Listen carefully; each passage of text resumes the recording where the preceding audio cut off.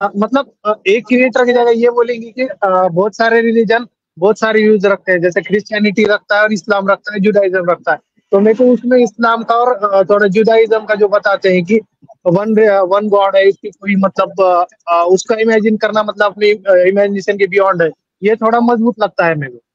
ठीक, तो आपको हाँ, मजबूत लग रहा है और आपने अभी मानना शुरू नहीं किया है। ठीक है, आपका पहला पॉइंट तो ये है। पॉइंट नंबर 2, आप ये कह रहे हैं कि इंडिया में कोई नबी नहीं आया। मेरे सामने एक नरेशन है और वो नरेशन एक मशहूर, हमारे यहाँ हदीस की किताब है, उसका नाम है मुसन्नफ अब्दुल रज़्ज़ाक। उसमें हजरत अली रजी अल्लाह अन्हु का ये कौल है कि दो वादियां, दो वैलीज जो हैं वो सबसे बेहतर वैलीज हैं। पहली वैली जो है वो तो मक्का है, जहां हम लोग इबादत के लिए जाते हैं, वो हमारा किबला है। और दूसरी बात उन्होंने कही वह वादिन फिल हिंद, और एक वैली है इंडिया में कि जहां आदम अलैहिस्सलातु वस्सलाम आए। तो भैया हमारे यहां जो प्रॉफिट्स की ट्री है उसमें जो पहले प्रॉफिट है वही इंडिया में आए हैं। अब आप ये कैसे कह सकते हैं कि सारे प्रॉफिट जो है वो मिडिल ईस्ट में आ गए?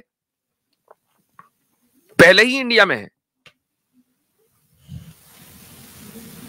आप म्यूट पर हैं। ये तो आपका क्लेम हो गया ना सर? क्लेम नहीं है, मैंने आपको रिवायत बयान कर दी, आपको रेफरेंस दे दिया मैंने मुसन्नफ अब्दुल रज़्ज़ाक का।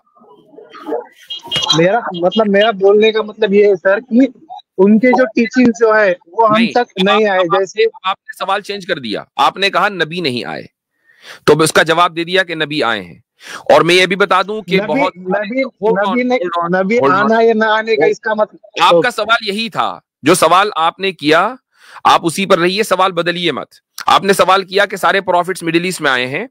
अगर यही आपका सवाल होता टीचिंग का, तो बताइए कि मिडिल ईस्ट में जितने प्रॉफिट्स आए क्या सबकी टीचिंग अभी सेफ है? हम तो मानते हैं कि किसी की भी टीचिंग महफूज नहीं है सिवाय रसूल अकरम सल्लल्लाहु अलैहि वसल्लम की तालीमात के। तो फिर आपका वो सवाल क्या अगर टीचिंग से मुताल्लिक है तो वो सवाल भी सही नहीं है, क्योंकि आपने रेफरेंस दिया था मिडिल ईस्ट के प्रॉफिट्स का, और हम मानते हैं कि मिडिल ईस्ट में जितने भी प्रॉफिट्स आए उनमें से किसी भी की भी तालीमात जो है वो जू की तू बाकी नहीं रही हैं। सिर्फ तालीम बाकी रही है किसकी? रसूल अकरम सल्लल्लाहु अलैहि वसल्लम की। इसीलिए हम ईसाइयत को गलत मानते हैं, इसीलिए हम यहूदियत को गलत मानते हैं। तो आपने बात की प्रॉफिट्स आने की, उसका मैंने रेफरेंस दे दिया।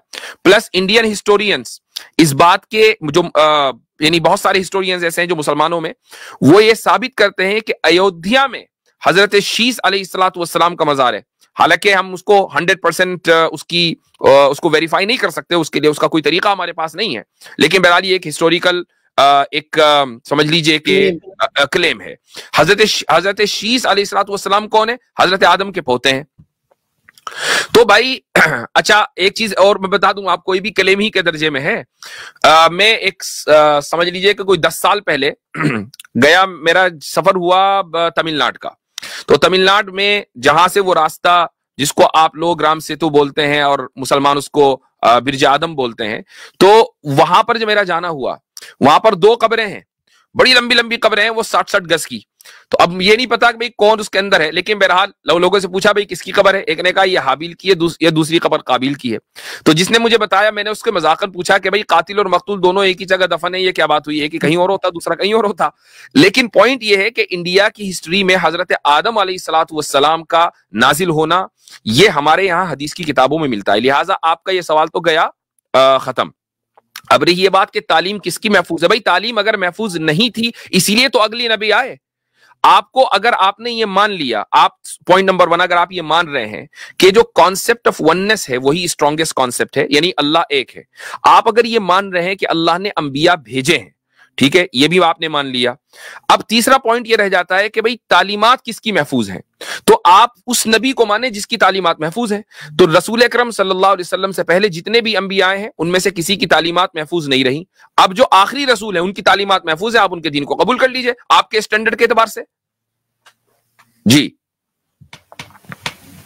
सर, मेरा मतलब उसमें और स्पेसिफिक ये क्वेश्चन था कि जैसे प्रॉफिट जीसस है या प्रॉफिट अब्राहम है और प्रॉफिट मोहम्मद है, तो इनके टीचिंग्स का जो डोमिनेंस है वो मिडल ईस्ट में या जो उसका आसपास का जो एरिया है वहां पे दिखता है। पर अगर कोई नबी जो रशिया का रीजन है या चाइना का रीजन है, या इधर अपना जापान इंडोनेशिया का ये जो रीजन है, तो इसमें के अच्छा अच्छा, प्रॉफिट जीसस का, चलो थोड़ी देर के लिए मान लिया मैंने, प्रॉफिट जीसस उनका की डोमिनेंस। सुन लीजिए, प्रॉफिट जीसस की आपके एतबार से मिडिल ईस्ट में आए, यरूशलेम में आए, ठीक है, यरूशलेम मिडिल ईस्ट में है, लेकिन उनकी टीचिंग का डोमिनेंस यरूशलेम में ही नहीं है, ठीक है। यरूशलेम में इस वक्त कौन है? यहूदी पावर में है। जो यहूदी हजरत ईसा को नहीं मानते, हजरत ईसा को तो वो दज्जाल मानते हैं। Hold on, let's complete. नहीं नहीं नहीं, अब आप देखिए, अल्फाज ना बदलें। उनकी टीचिंग का डोमिनेंस का सबसे ज्यादा कहां पर है? यूरोप में और अमेरिका में। अमेरिका प्रोटेस्टेंट है और जो यूरोप है वो उसका एक बड़ा हिस्सा कैथोलिक है। साउथ अमेरिका में जहां हजरत ईसा अलैहिस्सलाम कभी नहीं गए, वहां सबसे ज्यादा कैथोलिक बसते हैं। तो भाई हजरत ईसा आए कहां, डोमिनेंस कहां है? तो ये कौन सा आपका मेयार हुआ? सर मतलब इधर के एरिया में तो नबियों के नाम वगैरह दिखते हैं, और इधर का जो एरिया है वहां पे तो मतलब प्रॉफिट का कोई कॉन्सेप्ट ही नहीं दिखता। मुझे बताइए कि अमेरिका के ताल्लुक से किसी नबी का कोई जिक्र है? नहीं है। लेकिन ऐसा नहीं है कि अमेरिका में कोई नहीं आया होगा, लेकिन इंडिया के ताल्लुक से नबी का जिक्र है, हजरत आदम का जिक्र है। तो आप उसको क्यों नहीं तस्लीम कर रहे? तो बट सर आपका इस्लाम तो बोल रहा है कि पूरे वर्ल्ड के हर एरिया में आए हैं, तो हाँ, फिर इनका मतलब कोई चाइना में आए या? ओ भाई रुक जाइए, इस्लाम ने बिल्कुल बोला है कि दुनिया के हर कौम में अल्लाह ताला ने एक नबी भेजा है, और हमारे यहाँ रिवायतों के अंदर है कि इन अंबिया की तादाद 1 लाख के आसपास है, कोई कहता है 1,24,000 है वगैरह वगैरह, वो लेकिन लाखों में है। अब कुरान जो है वो तारीख की किताब नहीं है कि वो आपको जो है एक एक नबी का नाम बताएगा। ये कोई जो म्युनिसिपैलिटी के अंदर जो बच्चों का रिकॉर्ड रखा होता है, ये वो किताब नहीं है कि उसमें एक एक नबी का रिकॉर्ड आएगा कि जनाब ये फला तारीख में पैदा हुए, फला इनके माँ बाप थे। सिर्फ ये एक उसूली तौर पर बात बता दी गई कि जहां जहां भी अलग अलग कौमें हैं वहां वहां अल्लाह ने नबी भेजे हैं। इतने नबी हैं, उनमें से कुछ अंबिया के नाम और रसूलों के नाम कुरान करीम के अंदर आ गए मिसाल के तौर पर। बस इससे यह साबित नहीं होता कि रशिया में नबी नहीं आए थे, चाइना में नबी नहीं आए थे, इंडोनेशिया में नबी नहीं आए थे। इससे यह साबित हरगिज नहीं होता। किसी चीज का जिक्र न करना इस बात की दलील नहीं है कि वो चीज मौजूद नहीं थी। हजरत जबरदस्त हो गया। मैं एक बात कर सकता हूँ? अभिषेक भाई, अभिषेक भाई माइक खोलिए जरा। हाँ जी बोलिए। हाँ अभिषेक भाई, प्रॉफिट या नबी क्या समझते हैं? जब आप ये शब्द बोल रहे हैं तो आप क्या समझते हैं इससे? वो मैं ये समझता हूँ कि कोई खुदा का दूत है, और वो प्योर मतलब मोर जो जो लोग सिन नहीं करते, गुनाह नहीं करते, वो लोग हमें आके बता रहे हैं कि ऐसी जिंदगी हमें गुजारनी है, इस तरह से हमें जिंदगी ऐसे गुजारनी है, यानी रोल मॉडल होते हैं और कि ईश्वर से वो ज्ञान लेते हैं। Kind of ideal. हाँ, यानी ईश्वर से वो ज्ञान लेते हैं। ईश्वर के दूत, ईश्वर के दूत होते हैं, यानी ईश्वर ईश्वर के दूत होते हैं, ऐसे ही है? राइट राइट, ठीक है। यानी ईश्वर जो चीज मनुष्य को निषिद्ध करना या विद करना चाहता है, या जो धर्म का लक्षण या धर्म का जो सारा मामला है उसको करना चाहता है, वो अपने दूत के द्वारा करता है। ऐसा ही है, प्रॉफिट उसको कहेंगे। अब ये समझे आप? ये आपने जो सेकंड पॉइंट बोला वो नहीं समझ पाया क्या? Can you please repeat? मैं ये कहना चाह रहा हूं कि ईश्वर का दूत, मानो ईश्वर जो चीज मनुष्य को बताना चाहता है अपने दूत के द्वारा बताता है। यही कह रहे हैं ना? प्रॉफिट ऐसा ही होंगे ना? आप ये समझ रहे हैं? मतलब खुदा जो लोगों पे करते हैं, या वो चाहते हैं कि ये लोग ये करें, तो वो उनके थ्रू पहुंचाते हैं, ये बोलना चाह रहे हैं आप? हाँ, यानी मैं आपसे ये कह रहा हूँ कि आप प्रॉफिट एज प्रॉफिट जब आप बोल रहे हैं, नबी बोल रहे हैं, तो यही समझ रहे हैं ना? यही है ना? हाँ राइट राइट। ये जो आपका जो इस्लाम या इसमें जो बताते हैं वो प्रॉफिट का कॉन्सेप्ट मेरे को पता है, तो मैं वही समझ रहा हूँ आप जो बताने के। हाँ वही समझ रहे हैं, ठीक है। वेद जो हैं ये कैसे आए थे? वेद जो हैं सनातन में सर, सनातन को मैंने उतना डीपली इसलिए स्टडी नहीं किया है कि मैंने आपको जो स्टार्टिंग में बताया, सनातन ये मतलब जैसा एक इस्लाम है, वो लंबा चला जाएगा। चलो मैं समझ गया हूँ, लंबा मैं समझ गया हूँ। माइक म्यूट कीजिएगा, लंबा चला सर, मतलब ठीक है। नहीं सही है, कंपैरिजन वो आपको बताते हैं ना, क्यों आपने नहीं डीप पढ़ा, ये गलती है। इसी से ये गलती जन्म ले रही है। ये जो आपको इस्लाम का प्रॉफिट का कॉन्सेप्ट, म्यूट कीजिएगा, मुझे थोड़ा बोलने दे मेरा भाई, क्योंकि आपसे मैंने पूछा है, या तो आप बता दें आपने कहा मैंने डीप पढ़ा, कोई नहीं, तो फिर सुन लें थोड़ा मेरा भाई, ठीक है? सर डीप नहीं पढ़ने का रीजन आपको बताता हूँ, 1 मिनट में मैं आपको। ओ भाई रीजन छोड़ देना, नहीं पढ़ा एक रीजन मैंने क्या करनी है, मैंने क्या करनी है रीजन, म्यूट कर ले मेरा सर भाई, मुझे क्यों रीजन देनी है? मैंने तो मसला समझाना है, मुझे क्या जरूरत पड़ी है कि आपने क्यों नहीं पढ़ा? पढ़ लें, अब जाके पढ़ लीजिएगा, मेरा क्या लेना देना, पढ़ा है या नहीं पढ़ा। पढ़ा होता तो उसका उत्तर देते, जो प्रश्न मैंने पूछा था, मेरा असल विषय ये था, वो तो नहीं हुआ। वापस आ जाए। शतपथ ब्राह्मण के अनुसार और उपनिषद के अनुसार 4 बड़े ऋषि थे जिन पर वेद का प्रकाश किया गया था ईश्वर की तरफ से, यानी उनके मन में वेद डाले गए थे ईश्वर के द्वारा। ये सिंपल कॉन्सेप्ट है सनातन धर्म में। अग्नि, वायु, अंगिराज और आदित्य, ये 4 थे। क्या किया गया था इनके साथ? वेद का प्रकाश ईश्वर ने इन पर डाला था, मानो जैसे ईश्वर के दूत थे। और ईश्वर के वो 4 दूत थे जिन्होंने मुख्तलिफ समय पर जाकर फिर मनुष्य को बताया कि वेद में क्या लिखा है। बस इसी को प्रॉफिटहुड कहते हैं। अब मुझे बताओ, जब प्रॉफिटहुड का अर्थ समझ आ गया कि जो ईश्वर का दूत हो और ईश्वर ज्ञान का प्रकाश उन पर डाले, विद्या का प्रकाश उन पर डाले और वो जाकर लोगों को बताएं, तो भला बताओ सनातन हिंदुस्तान के अंदर कितने लोग आए हैं जिन्होंने ये क्लेम किया कि नहीं किया? श्री राम ये कहते रहे हैं, श्री कृष्णा ये कहते रहे हैं, कितने ब्रह्मा ऋषि हुए हैं जो ये बात करते रहे हैं। और वेद में भी लिखा है कि ऐसा हुआ है, ऋग्वेद में लिखा हुआ है मंडल 1 के अंदर। तो फर्क ये समझना है, हुआ ये, मैं इब्ने हजम की मुताले के ऊपर भी बड़ा रश्क करता हूं कि इब्ने हजम अल अंदलुसी अल मिलल व नहल की पहली जिल्द में वो बात करते हैं कि जो ब्राह्मण्स हैं उनके यहाँ नबूवत का, प्रॉफिटहुड का कॉन्सेप्ट कैसे करप्ट हुआ। हुआ ये, क्योंकि आप मूर्ति पूजा नहीं करते तो आपको ये बात समझ आएगी। हुआ ये कि जो लोग ईश्वर के दूत थे, यानी कि उसके प्रॉफिट थे, यानी कि उसके मैसेंजर थे, उन लोगों के बारे में अवतार की टर्म करप्ट कर दी गई। वो जो लोग प्रॉफिट थे उन लोगों को माना गया कि ईश्वर स्वयं खुद जन्म लेकर अवतार की शक्ल में आ गया, जबकि वो प्रॉफिट थे। नहीं, यही सबसे बड़ी, यही एग्जैक्टली क्रिश्चियनिटी में हुआ। एग्जैक्टली मैं यही कहने लगा था, मेरे मुंह की बात छीन। जी, मकसद कहने का ये है कि इसकी सबसे करंट और एविडेंट मिसाल अभी दुनिया के अंदर कोई दी जा सकती है ना, पूरी दुनिया में बड़ी, वो है जीसस क्राइस्ट, यानी अब्राहमिक रिलीजन के अंदर की जो प्रॉफिटहुड को मानते हैं उनकी मिसाल कह रहा हूं। उन्होंने एक प्रॉफिट को बैठे बिठाए सन ऑफ गॉड बना दिया और कहा जी ये प्रॉफिट नहीं थे, नबी नहीं थे, बल्कि ये खुदा के बेटे थे, इब्नुल्लाह बना दिया। ये इतनी बड़ी दलील है आज के दौर में समझने के लिए कि हिंदुस्तान में कैसे प्रॉफिटहुड का कॉन्सेप्ट करप्ट हुआ होगा। अभिषेक के लिए और इस जैसे कई सनातनियों के लिए प्रॉफिटहुड के कॉन्सेप्ट को समझना इसलिए भी मुश्किल हो गया है कि वो कॉन्सेप्ट इनके यहां जाकर करप्ट हो गया है, इनके यहां ये मानना मुश्किल हो गया। ये मैं एक चीज इंटरजेक्ट करना चाहूंगा कि मैं नहीं समझता, अभी तक के जो गुफ्तगू हुई है अभिषेक साहब से, मुझे नहीं लगता कि उनको प्रॉफिटहुड के कॉन्सेप्ट पर एतराज है। एम आई करेक्ट अभिषेक? वो एतराज जन्म, एक मिनट अभिषेक भाई, सॉरी, वो जो एतराज जन्म ले रहा है ना कि हिंदुस्तान में कौन आया, कैसे आया, वो इसलिए उसकी जन्म लेने की वजह ये है कि वो ये समझ नहीं पा रहे कि श्री कृष्णा या श्री राम या इस तरह के जो ब्रह्मा ऋषि गुजरे हैं वो प्रॉफिट ही के इक्विवेलेंट वहां पर आए हैं। ठीक, अगर मानना है आपको तो सही है। तो अभिषेक भाई, चूंकि आप कॉन्सेप्ट ऑफ प्रॉफिटहुड को मानते हैं कि खुदा ने प्रॉफिट्स भेजे हैं, अब आपका ले देकर एक ऑब्जेक्शन बचा था कि भाई इंडिया के अंदर कौन आया, उसका जवाब हो गया।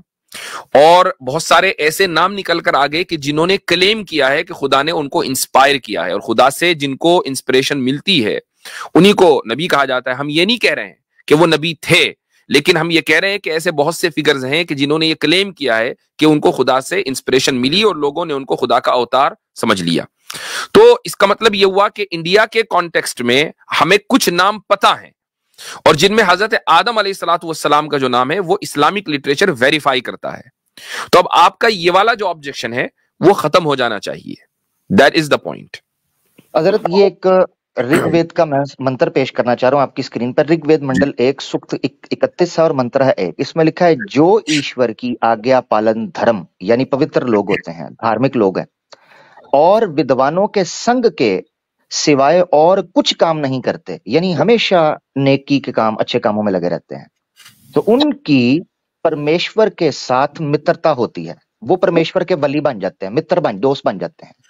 फिर उस मित्रता से उनके आत्मा में सत्य विद्या का प्रकाश होता है, यानी उनकी आत्मा में प्रकाश होता है विद्या का। जैसे मैंने जिक्र किया कि दूत कैसे होते हैं, तो प्रकाश होता है, और वो विद्वान होकर उत्तम काम का अनुष्ठान करके सब प्राणियों के सुख करने के लिए प्रसिद्ध होते हैं, यानी वो तमाम लोगों की इंसानियत के काम करने के काम। अब ये जो वेद में जो नक्शा खींचा गया है, हमारे नजदीक इसको प्रॉफिटहुड का तस्वुर आप समझ लें कि ये है जी।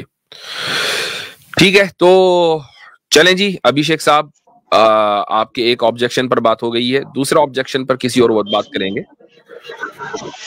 ठीक है, बिल्कुल मुफ्ती साहब, नेक्स्ट टाइम आ जाऊंगा। मेरे हाँ। भी मैं घर पे टैबलेट बोला, उसमें क्वेश्चन थे मेरे, अगली बार आऊंगा तो वो मेरे क्वेश्चन ठीक है। Thank you. Okay, thank you. अच्छा जी, हमारे साथ अगले कॉलर हैं लर्नर। ये पहले भी आए थे। हाँ, यस सर, नमस्ते सर। रोहन कुमार साहब। नमस्ते आमिर सर, और नमस्ते एक्नॉलेज इस्लाम सर। आप वही है ना लैपटॉप वाले, जिनका हिस्सा लैपटॉप? जी लैपटॉप वाले हैं, और पहाड़ उड़ने वाला मसला था, तो ये कह रहे थे कि मैं रिसर्च करके बताऊंगा। तो मैं चाह रहा हूँ वहीं से शुरू करें, क्योंकि इनके पास भी हमेशा वही सवाल होता है। हजरत, अगर आपकी इजाजत हो तो मैं आज आपके ही प्रोग्राम में इनसे सवाल करना चाह रहा हूँ। हाँ नहीं बिल्कुल, चूंकि बात यही हुई थी कि आप जो आएंगे तो वो जो पहाड़ वाली सर, पहले आप बोल लीजिए। जी, वहीं से बात होगी। जी आमिर भाई, मैं बोलूं सर? जी नहीं, वो बात आपने कहा आप बोल लें, तो फिर आप कह रहे हैं मैं बोल लूं। एक मिनट रुके ना, मेरा सवाल। ओके सर, आप बोल लीजिए।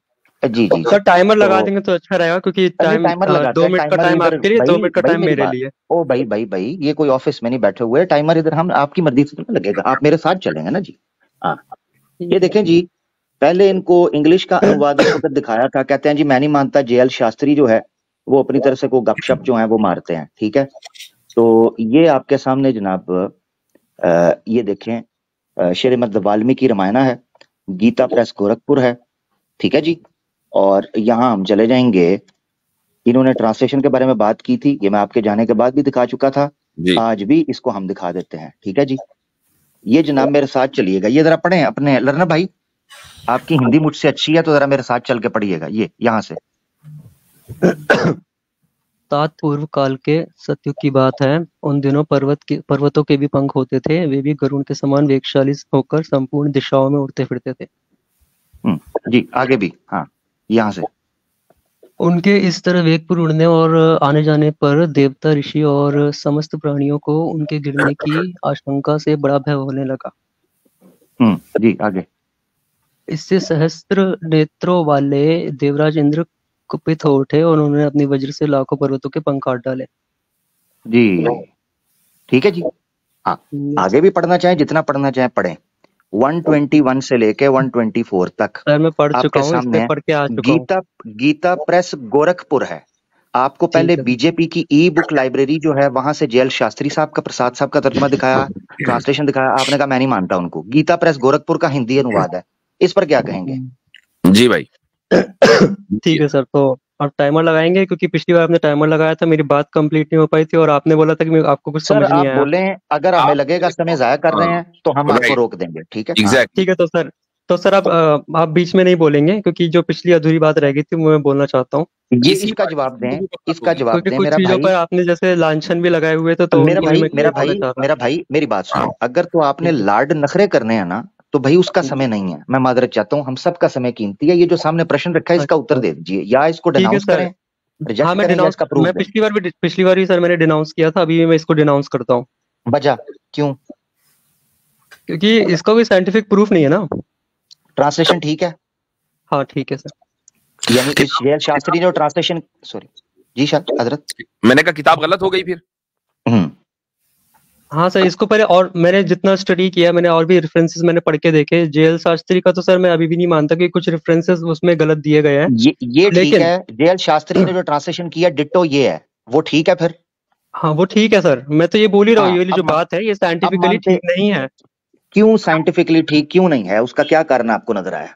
पहाड़ों के पंख, अभी कोई प्रूफ अगर पहाड़ों में जाके रिसर्च करने लग जाए, उसको कोई पंख दिखे, इस तरह कोई स्टडी वगैरह मिल जाती है तो ठीक है, लेकिन अभी तक नहीं मिली तो मैं नहीं मानूंगा। अच्छा ठीक हो, जी जी नहीं, हजरत, तो अब आपको बात इससे यहाँ से बात, इसका मतलब ये है कि अगर एक बात गलत है तो उसकी 10 बातें भी तो गलत हो सकती हैं। नहीं, जरूरी नहीं है ना। नहीं नहीं, अच्छा ये सिर्फ एक बात गलत होगी, बाकी 9 बातें कभी भी गलत नहीं हो सकती। नहीं, ये भी जरूरी नहीं है। मैं कह रहा हूँ एक इंसान के अंदर अगर कोई अच्छाई है तो बुराई भी हो, या बुराई है तो जरूरी नहीं कि अच्छाई नहीं होगी। तो ठीक, फिर ये इसका मतलब ये हुआ कि ये एक मुकद्दस यानी सेक्रेड होली स्क्रिप्चर नहीं है, बल्कि ये एक इंसान का वैसे ही लिखा हुआ एक कथा है।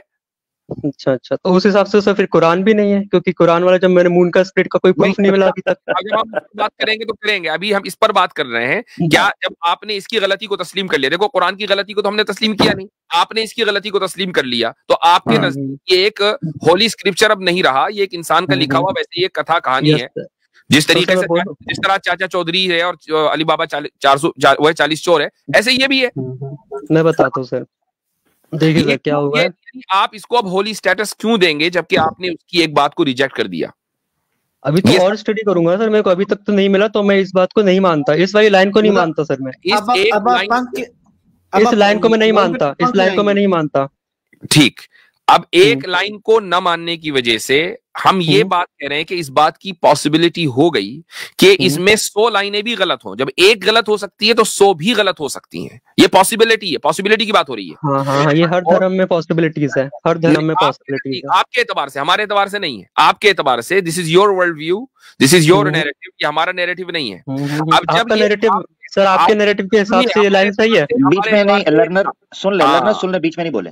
हाँ, हमारे एतबार से तो उसमें कोई गलती नहीं है। आपने इस गलती को तस्लीम कर लिया, जब गलती को तस्लीम कर लिया तो 100 गलतियां भी हो सकती हैं, और जिस किताब में एक भी गलती हो वो खुदा का कलाम नहीं हो सकता ना, वो मजहबी किताब नहीं हो सकती है। उसको फिर आपको एक इंसानी कलाम वैसे ही मानना पड़ेगा, जैसा कि आप चाचा चौधरी की कॉमिक्स उठा के पढ़ा करते थे। तो ये किस एतबार से होली है, मुझे ये बताइए।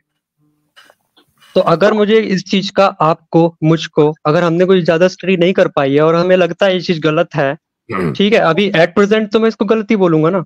तो आप एट प्रेजेंट पूरी किताब को गलत बोलें, या पूरी किताब को क्यों बोले? अगर कोई इंसान के कोई बुराई है तो अच्छाई भी तो हो सकती है। मुकद्दस किताब है, या तो फिर ये कहें कि ये इंसानी कलाम है, इसका खुदा से कोई लेना देना है ही नहीं, कुछ लोगों ने गढ़कर स्टोरियां बना दी हैं। ठीक है, हमें भी कोई मसला नहीं है भाई, बहुत सारी कहानियों की किताबें जो है वो फिक्शन बेस्ड नॉवेल मिलते हैं, ये भी एक फिक्शन है, तो ये तो आप इसको तस्लीम कर लें। लेकिन अगर आप ये कह रहे हैं कि नहीं ये किताब होली है, तो फिर जो सेक्रेट किताबें होती हैं उसमें इस तरह की हरकतें नहीं होती हैं जिनको आप हरकत मान रहे हैं, जिनको आप गलत मान रहे हैं। जी ठीक है सर, आपने बोलिए सर, अब मैं बोलूं सर? आप इसी किताब के ऊपर बात करनी है। अच्छा, ओके, इसी किताब के ऊपर बात करनी है। आपका ये मेन मोटिव है कि इस किताब को गलत बोल दे, हमारी किताब के बारे में कुछ मत बोलना। नहीं बोले, कमाल है, आप तो बोलते ही आ रहे हैं, उसी ने तो यहाँ पर। देखिए बात ये है, दो चीजों में, सॉरी दो चीजों में मेरा भाई छोटा लर्नर भाई फर्क समझना है। आप जिस चीज को गलत कह रहे हैं, हम उस चीज को ठीक मान रहे हैं। तो अभी तक हम जब कुछ चीज को डिस्कस करेंगे ना, तो उसके बाद फिर फैसला होगा। मगर मसला यहाँ ये पड़ गया है कि अनफॉर्चुनेटली हम जिस चीज को गलत कह रहे हैं, आप भी उस चीज को गलत कह चुके हैं। फर्क समझ आया आपको? जी, फर्क समझे। जो चीज अभी डिस्कशनेबल है वो है, आप इसको कह रहे हैं गलत, हम भी कह रहे हैं गलत। ऐसे ही आप गलत कह रहे हैं रामायण के इस सारे वाक्य को। ठीक है सर, गलत है हम। ठीक हो गया। अच्छा, तो अब आगे बढ़े। तो जी जी, अब आगे बढ़ते हैं हजरत। तो सर आगे बढ़ते हैं। अब मैं कहना चाहता हूँ सर, आपका ये वाला डाउट क्लियर हो चुका है। अब मैं जो बोलूंगा सर 2 मिनट तक। क्लियर किधर हुआ है? 1 मिनट भाई, क्लियर किधर हुआ है? अच्छा, तो अब क्या रहता है सर? आपने बोला कि ये लाइन सही है कि नहीं है, मैंने बोल दिया गलत है। अब तो डाउट बढ़ गया है कि हम अभी तक ये मान रहे थे, हम सिर्फ मान के चल रहे थे कि भाई ये जो रामायण वगैरह किताबें हैं ये सारी वैसे ही लिख दी गई हैं। आपने तो आके मोहर लगा दी कि हाँ जी बिल्कुल ये बेकार किताबें हैं, इनका होली वोली से कोई। तो मैं पूरी किताब को थोड़ी बोल रहा हूँ। दूसरी बात ये है, मैंने पूरी किताब को बोला, मैंने पूरी किताब को तो बोला ही नहीं। अच्छा भाई, अच्छा दूसरी पूरी किताब, अभी मैं 5 और चीजें निकालूंगा, फिर आपने कहना इस पे नहीं बात करें मैंने। हाँ वो ठीक है, लेकिन एक एक करके बात होगी तो ही होगा ना सर, वो क्लियर था। कुछ देर तक मैं हजरत यकीन करने वाला था कि हनुमान जी ने जिस पहाड़ को उड़ाकर लेके गए हैं, एक शिवनी बूटी चाहिए थी, जिस बूटी के चक्कर के अंदर पूरा पहाड़ी उठा के ले गए। तो मैं यकीन करने लगा था, हो सकता है उस पहाड़ के पंख हों, नीचे से सिर्फ थोड़ा सा हनुमान जी ने सहारा दिया, वो पहाड़ पहले ही उड़ रहा हो, सिर्फ डायरेक्शन चेंज की वजह से स्पेस में धक्का दिया जाता है। उसने पकड़ के एक को गलत कहा, दूसरा भी गलत हो गया। जी, हनुमान जी ने पहाड़ उड़ाया होगा, वो भी गलत है ना लर्नर भाई? या है पॉसिबल? कुछ एरोडायनामिक्स का मसला होगा, इसलिए कुछ हेल्प लगा दी होगी। ठीक है सर, तो आपने एक पॉइंट, अब मैं बोल लेता हूँ सर, अब आप डिस्टर्ब नहीं करेंगे ना? पक्का ओ भाई इतनी देर में तो मैं होता आपकी जगह बोल देता आपको यहाँ पर। क्योंकि पिछली बार भी जब बात हुई थी ना, पिछली बार क्या हुआ था, अगर गड़बड़ बोलोगे तो रोकेंगे, सही बोलोगे तो सुनेंगे। मतलब आपके फेवर में बोले तो हम सुन लेंगे, गड़बड़ बोलोगे तो फेवर में। क्या कमाल है, तो आप कमाल है भाई। हम तो ये तो ओपन प्लेटफॉर्म है, लोग आते हैं, आप हमारे ऊपर, अब देखो तो ओपन प्लेटफॉर्म है तो सर टाइम दोगे मुझे बोलने का? इल्जाम लगा दिया हमने, आपको किक आउट किया नहीं किया, इसका मतलब क्या है कि हम आपको फ्रीडम ऑफ एक्सप्रेशन दे रहे हैं। ठीक है सर, ओके। ये हजरत असल में ये है, ये भाई लर्नर भाई, अब मैं बोल लूं सर, बोलने देंगे सर? मेरी बात सुन एक मिनट लर्नर, मैंने पहले भी कहा है, नखरे नहीं, जो छोटे बच्चों वाली आदत होती है ना, ये मुझे निकाल रहे हैं, मुझे ये कर रहे हैं, जो आपका पॉइंट है आप कहो, मैं बोलना चाहता हूँ, मुझे मौका दें।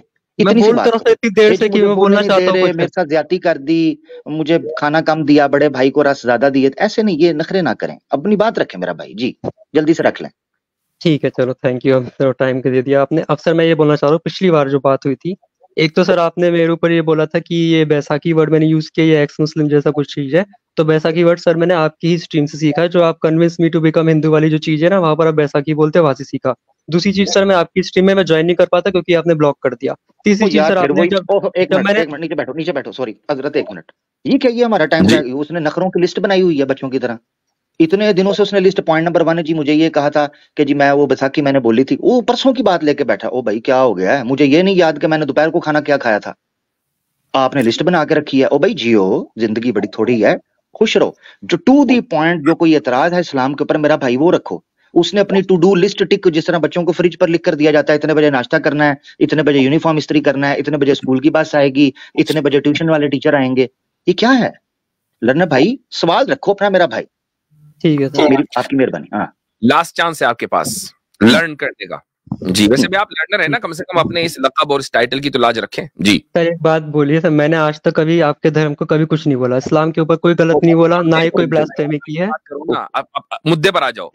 ठीक है सर। मैंने सर से पूछा था मून स्प्लिटिंग के प्रूफ के बारे में, आमिर सर ने मुझे बोला था कि मून पर कोई क्रैक है, तो मैं इसका दलील ये देना चाहता हूँ कि मून पे क्रैक वाली जो बात है, अगर आपके हाथ में कोई हल्का सा कट या खरोच पड़ जाती है, नहीं, ये फिर गलत बात कर रहे हैं। मेरे पास ये आए थे, सुने जरा, मेरे पास ये आए, इन्होंने आकर कहा मून स्प्लिट होने का कोई प्रूफ है आपके पास?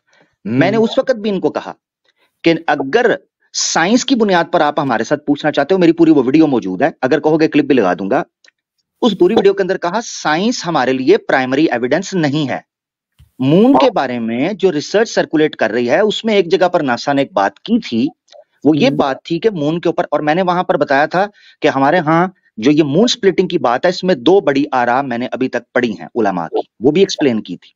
एक मैंने की थी मून एक्लिप्स की, इंशिकाक को कुछ लोग एक्लिप्स कहते हैं, तफासीर के अंदर मैंने पढ़ा। एक वो अंडरस्टैंडिंग देते हैं, और दूसरी देते हैं कि लिटरली मून स्प्लिट हुआ था, जिसको मोजा कहते हैं। साइंस हमारे लिए ना कभी प्राइमरी एविडेंस रहा है, ना कभी आगे होगा, क्योंकि ये स्टेबल नहीं है, इसमें कॉन्टिन्यूस रिसर्च है। ये उस वक्त बात की थी। फिर मैंने एक आर्ग्यूमेंट, जैसे मैंने ये 2 राय दी, मैंने साइंस की बात के ऊपर नासा की बात करते हुए कहा कि उन्होंने जो मून की स्टडी की है, उसमें उन्होंने कहा है कि 12 मील गहरा एक और कई किलोमीटर लंबी एक क्रैक है, जिससे पता चलता है मून एक्टिव है, वो आपस में श्रिंक हो रहा है, जैसे बाहर से उसको पुश किया गया है, जिस तरह पेड़े को बनाने के लिए पुश किया जाता है। वहां मैंने एक जुमला बोला था, ये लर्नर, मैं जुमला बोलने लगा हूं, तुमने तस्दीक करनी है। मैंने कहा ये अभी तक उन्होंने नहीं कहा कि ये मून स्प्लिट हुआ है जिस वजह से ऐसे, ये मैंने जुमला बोला था उस वक्त भी। मैंने कहा, उन्होंने कहा ये श्रिंक हो रहा है, मून स्प्लिट के बारे में उन्होंने कोई जुमला नहीं बोला, ये मैंने बोला था वहां। Yes sir. तो फिर मैंने कैसे ये एविडेंस दिया ना, मतलब एविडेंस, तो फिर मैंने कब ये कहा, आप मेरे ऊपर गलत बात कर रहे हो कि मैंने ये कहा कि मून स्प्लिट का प्रूफ, चलो जी वो क्रैक पड़ा हुआ है। मैंने एक इंफॉर्मेशन, मतलब नहीं है प्रूफ, मतलब नहीं है प्रूफ ना सर, प्रूफ चाहिए ही नहीं है, यही तो बता रहे हैं, पहले भी यही बताया, प्रूफ हमें चाहिए ही नहीं। आपने कहा कि प्रूफ नहीं है, नहीं, ये आप गलत बोल रहे हैं, ये आपने जो है स्ट्रॉमैन कर दिया। साइंटिफिक एविडेंस, आपको साइंटिफिक एविडेंस चाहिए ना? Yes sir. अच्छा, साइंटिफिक एविडेंस को डिफाइन कीजिए, क्या होता है? आप फिर वही सेम जो पिछली जो स्ट्रीम थी ना सर, आपने उसमें सेम सवाल सेम जवाब सेम बात है, तो सेम ठीक है सर, ठीक है सर, डिफाइन करना है। ठीक है सर, एक मिनट। डिफाइन वाली बात तो सर वो पिछले वीडियो में ऑलरेडी हो चुकी थी हमारी। नहीं, मैं ये कहना चाहता हूँ कि मैं भूल गया और हमारे ऑडियंस भी सारे भूल गए, सब लोग जो कुंज जहन है। अब आप बताएं, आप ही लर्नर है ना जी। अगर हम ऑब्जर्वेशंस के थ्रू, साइंटिफिक एक्सपेरिमेंट्स के थ्रू इन्हीं चीजों को हम प्रूव कर पा रहे हैं तो वो साइंटिफिक